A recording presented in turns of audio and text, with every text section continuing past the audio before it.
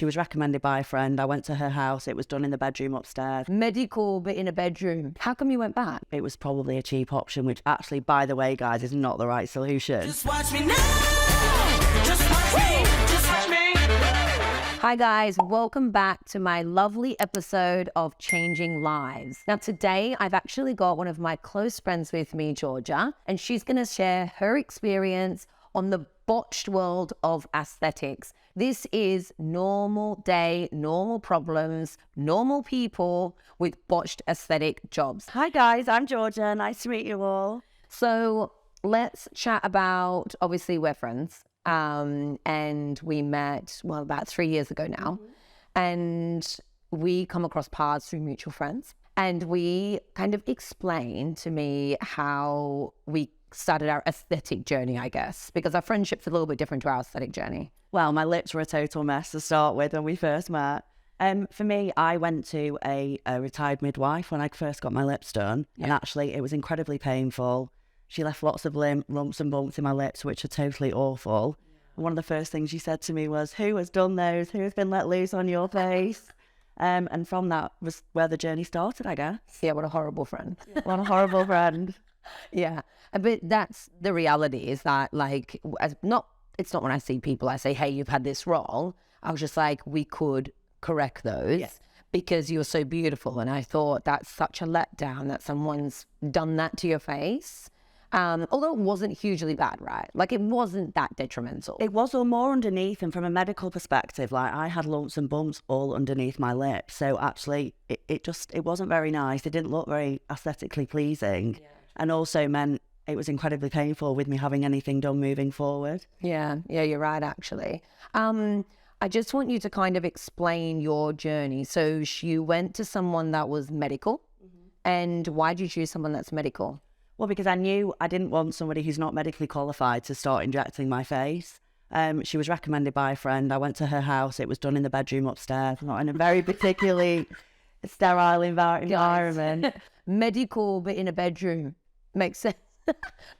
And it wasn't practical. It just didn't work. And from the moment she first did them, they didn't feel right. There was lots of swelling. You know, I swell up like a balloon. It's awful. Yeah. It was just much worse with her. Yeah. And they just looked horrible. How many times? I had them done 3 times. And then when I met you, you just wouldn't even go near them without dissolving them. So the whole process ended up taking another 2 years for me to get to this point. So I just shouldn't have ever got it done in the first place.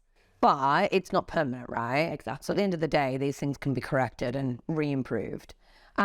So I want to just kind of give this to the viewers because you're a regular person. You and I, we're both regular. We both get aesthetics, and to try and educate them along the way about what we can do to improve it and change this type of journey for people so that they don't have to go through that. In terms of when she was a midwife, what were you, because this is, and I'm going to explain this a little bit later, everyone, you thought that's medical and that's okay. Yeah, correct. And that word medical, how that led you to, I don't know, I just don't know how that makes people Well, I thought feel. She must have been confident in handling needles, and she must have understood what the makeup was, you know, the dimensions of my face, all the muscle, everything like that. And I just presumed it would be fine, but it's totally different because they're not actually trained in doing aesthetics. They're just qualified in handling needles. And babies. And babies, yeah. Yeah. But I was uneducated. You know, she didn't even have an Instagram. I'd done no research. I was just recommended by a friend. I was in someone's back bedroom. It's actually really unsafe. How come you went back? Because that's where my friends were going, and it was cheap. It was probably a cheap option, which actually, by the way, guys, is not the right solution. I just didn't do my research. It's actually incredibly dangerous. Yeah, okay. That's it, but it's what I see all the time. It doesn't mean that you're uneducated. It doesn't mean that you're a bad person. It doesn't mean that, you know, you've obviously valued your health. And you immediately thought of being medical, you've got some sort of safety. That's your safety net. So a bit about the journey now. So because I wouldn't touch them, guys, a lot of the time I will not touch dermal filler. And if you ever come to SLA Medical, if you've got lumps or bumps, imperfections, scarring, much similar to Georgia, I will start again. And I was pretty honest, wasn't I? Yeah. And it was like dissolving you was so painful, which usually it's not like that. It was painful, and your lips look awful for a few weeks. You'd undone everything that I'd been working on for a few years. So yeah. The cost, it was all a waste. It looked horrendous. I felt like I couldn't leave the house. And then we had to start again, but we had to do it very slowly because if you remember the scarring in my lips originally, Yeah. which you've still had to work around today. Yep. So yeah, it's caused a lot of problems. Yeah, and I think how did you feel dissolving them? What was what was your biggest fear? Well, they look really flat, and you said that actually it would remove some of the natural tissue in my lip that was there before I'd even had any filler. So they didn't look very nice, to be honest, but it was much better for you to start from a blank canvas. Yeah, it was. And you still had a bit of like extra scarring, and that's the long-term effects of, even though you can dissolve, that scarring stays because dissolver doesn't take the scarring and the calcified tissue and all of the hard bits in the lips. It just takes the filler. Okay, so I want to kind of delve into the industry and what's your take on, just as a regular person, how do you feel about the industry having, non-medically qualified injectors or it being so unregulated? What's your take? I actually think it's so dangerous. I suffer terribly from allergies, and so I need a medical professional in case anything ever happened. I swell quite badly, so I need to be able to contact you at any point and speak to a qualified professional about it. Yeah. These people that are not qualified, it's incredibly dangerous. It's not sterile. What if something went wrong? They don't know what to do. They don't know how to resolve any issues. There's huge problems. And even not coming to a proper clinic like this where it's a sterile environment is dangerous. Yeah, and that's right. And then even though she's medical, she's a midwife, and then you feel somewhat protected, but actually she's not a specialist in aesthetics. And that's difference. Yeah, I think. And now, do you understand? Like, I think I'm trying to educate my patients now. Like, even if they're a medical professional, they're still not a specialist in aesthetics. But also you take that a step further because you've qualified with a surgeon in aesthetics, especially. So you're not only a nurse, you've then gone further and you run training courses for people to develop their skill set in aesthetics. Yeah. So that's what I'm looking for, because pay cheap, pay twice. 100%. Yeah, I always say pay peanuts, get monkeys. Yeah, absolutely. And that is the long-term effects now I think people are realizing, right? Since the Kylie Jenner saga of everyone dissolving their lips, this is where we're now being more educated, more vigilant. As we get older, less is more. What do you commonly tell the viewers, what you say and what I say? I always want more, and she always says no. Yeah. You totally balance the way that I need to look, but it's very, very natural because I don't want people to know that I've actually had anything done, and you're amazing at doing that. Yeah, and guys, she's only been injected yesterday, like yesterday, and she can move. She's functional. She's had a full refresh. She looks really natural. She had minimal bruising. Still a little bit of scarring in your lips, which I think we'll always have the challenge with. But we're actually kind of artistically going around that now, which is good. Absolutely. So guys, you would have heard us say SLA Refresh quite a lot throughout that. And that is the blueprint that I've created at SLA Medical. And it's so that my practitioners can deliver the same consistent results to patients. These injections are all made through over the years of experience that I've injected of working out exactly what the patients require and where. And usually that will be a few injections through the cheek, the mid-face, the jaw, the anterior jaw, the chin, the lips, the nose even, and the temples. And this is to really balance and harmonize the face. And the main thing we are aiming to do is to soften transitions. All we want to do is soften the cheek to the jaw junction, from the temple to the cheek junction, from the tear trough to the lid junction. All of this needs to be softened so that the patient looks more youthful, more presentable, more approachable, feel more beautiful. It's crazy. There is a difference. There's a total difference. I mean, for me, I would never just come in and get like different areas done now. For me, it's the refresh, definitely. Absolutely. So impactful when you see the before and after. Yeah. And there's not a lot of products, guys. Like when we talk about a full face, we talk about 2.5 mils on either side of the face. That's not a lot. And when you compare that to teaspoons, and we all know now how much filler comes out of a 1 mil syringe, it's not a lot. So to create that type of impact from just that amount of syringes is really good. But to put one syringe in the wrong area is detrimental. Absolutely. As we've seen with your lips. Correct. And we use less in your lips now. Yeah. Well, you know me. This is the other thing. Keep going back to the same practitioner. You know my face. You know what? I can't take heavy filler in my lips because they swell and they go quite hard, don't they? I need the softest filler you've got, and you know that about me. Whereas if I went to a new practitioner, they wouldn't know that. Yeah. And that's it. Create a relationship with your practitioner, understand them. And then it's just that journey. and change things up. We never say, oh, it's the same thing every time either. We change as you change. And that's important because you can't apply the same thing in your 20s to your mid-30s. You even know which side I sleep on. Yeah. That's a trained eye that's understanding symmetry and projection and which side is flatter. And there's so many different things to understand as a practitioner. So just kind of tell me, have you got friends that have got botched jobs?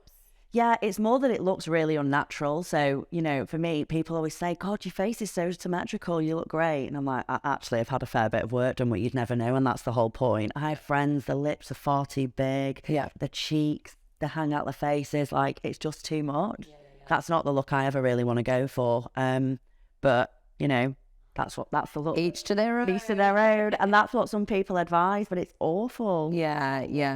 And I guess that's like, just not understanding anatomy, right? Correct. Not understanding the proportions of beauty and respecting that to each patient. And do you find, and we've done refresh quite a few times. Yeah, I've had it twice now. I had it exactly a year ago, almost to the week. And I still said there was some fillers left in my face. I exercise a lot, but there was still some there. Yeah. It's amazing for me. It works really, really well. We do the Botox top-ups throughout the year, but otherwise it's fine.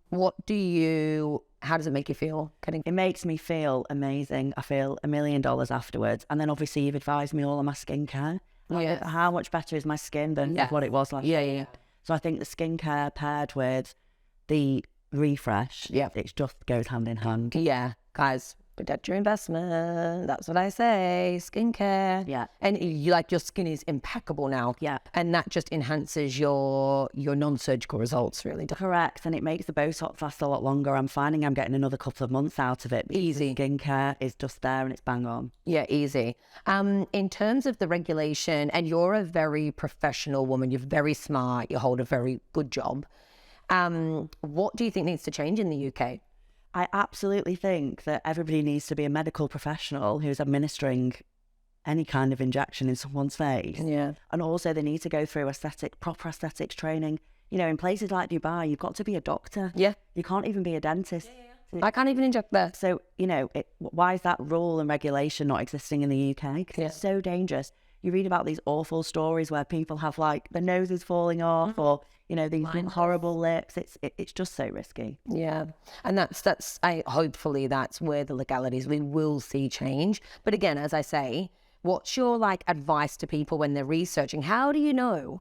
How do you know? I think you've got, everything is so accessible now. There's so much content out there. I think you need to deal with word of mouth. Yes. I think you need to go and visit places. I've recommended lots of people to you. They see my face, they go on your Instagram, they know we're friends and they trust that. Yep. So I think it's advice. I think you've got to go on Instagram, YouTube, look at all these things and check that it's the right aesthetics practitioner for you. Exactly. And for you, because there's so many different ones and they might be right for other people as well, depending on what look and style they want to get. But if you're chasing safety and naturalism, I think there's a certain practitioner that can provide that. I agree. And there's also so many consultations out there now. You need to go meet people and check that it's the right person for you. Check that you like the environment, the clinic, the services they offer. It's very accessible to do that. That's so true. And not a lot of people say that because it's a journey for life. Absolutely. This is something, will you give up now? Never. You started something. And literally everyone, they're like, you're not going away, you're not having a baby, you're not moving anywhere. This is what we get. I mean, I'm like that with my hairdresser, let alone with someone that injected my face. It's good. It's nice to hear it from your perspective. Yeah. It's unbiased. Everything you say is completely transparent. And I think giving that's really nice advice and education to viewers, because at the end of the day, it's such a minefield in this country and we can't rely off.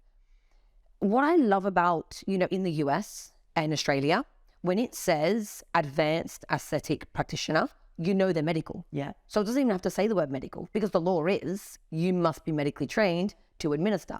When they say advanced aesthetic practitioner here, you could be getting your next door's cleaner because they consider themselves advanced after 2 days. Yeah. So I understand the public's worries and the public's concerns as well, because to me as a consumer, advanced aesthetics practitioner sounds good. Yeah. Absolutely. And that's misleading. Yeah. And I even say you don't go to a brain surgeon for heart surgery. Exactly. Same thing, right? You don't go to a midwife For Botox. Well, I've had the same hairdresser for 7 years, so why wouldn't I not apply that to my aesthetics journey? And it has been a journey. Yeah, it has. It's been a journey, and it was painful for me at the beginning. It didn't look right.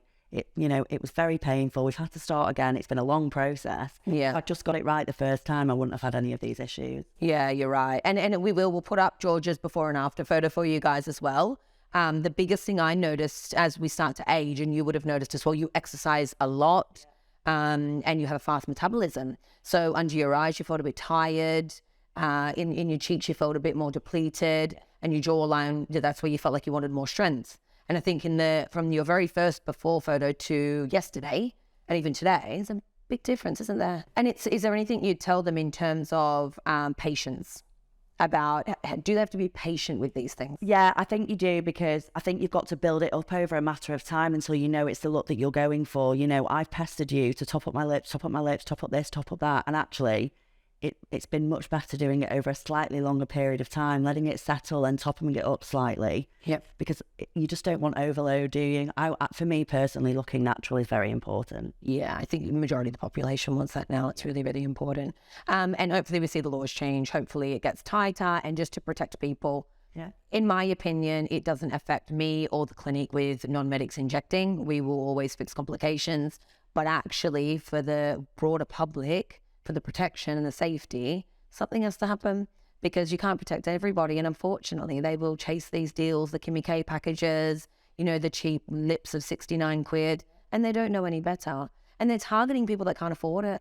I totally agree, but also we don't know the long-term effects of using that cheap stuff, right? So what about in 10 years if it goes all hard, you get lumps in your face, it causes long-term medical issues? We don't really know. It needs to be the right stuff, which you've got to pay a bit more for. It's got to be administered by the right person. Yeah, and that's it. You pay for quality and experience, and the products are not cheap. For us to purchase, they're not cheap. So you can't still provide that service at a huge discounted rate once you have your product, your reputation, and your education in that. It just, it doesn't match up. So if it's too good to be true, it usually is. It is too good to be true. Ultimately, and this is what I talk about with a lot of my patients, male and female, emotionally, why did you get it? And has there been some changes? And what are the effects of that? For me, as you say, I exercise a lot. So I was getting these droopy cheeks. I lost a lot of weight over lockdown, which didn't help my face really, because I lost it all here and I wanted to lose it here. So I felt like my face was just drooping. I also think the more you do now, I actually think it has a prolonged effect and slows down the aging process, which is a major deal for me because nobody wants to get old. So it's definitely that. It's given me loads of confidence. Even with all the skincare, my makeup goes on much nicer. I just walk out feeling much better in myself. Yeah.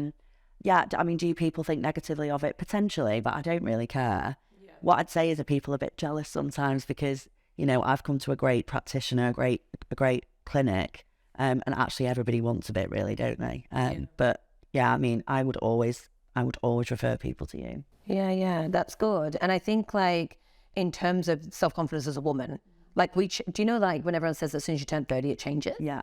It does. Absolutely. And you've just become much more conscious about your age and the way that you look. And for me, I feel much more confident wearing no makeup as well. Yes. I know that my skin's glowing because of the skincare and then all the aesthetics. I feel great. Yeah. Has anyone judged you for it? Has anyone ever looked down on you for having aesthetic? Some people do have opinions about it, but more probably because they're not educated. And maybe it's not for everyone. But, for the people that it is, you've got to make sure it's right. Do you think that that's because they've seen extreme jobs? Yeah, absolutely. And I think maybe there's this, this unspoken thing of, oh, she's had this, she looks fake. And actually, that's not what it's about anymore, really, if you get it done properly. Yeah, it should be undetected. Absolutely. That's good aesthetics. Yeah. And recently you've got a new partner. Yeah. And has he ever pointed out, what have you had done? Do you look overdone? Never. He's never noticed it once, to be honest. And actually, it's quite funny because I've looked at him a few times and gone, oh, you could just have a bit of Botox. By the way, we're out of the honeymoon phase. And how did he go about you having aesthetics yesterday? Absolutely. He said I looked absolutely amazing. I sent him a picture. And actually, previously I have had reactions from people. It's like, why are you getting that done? It looks false. But he's been really supportive. Anything that makes me feel great, obviously he's supportive of. That's nice. That's who girls should be with. Every woman should be with a man like that. over the journey of your aesthetics journey, which hasn't been that long, to be honest. I know you say it's been years of building it up and taking it out.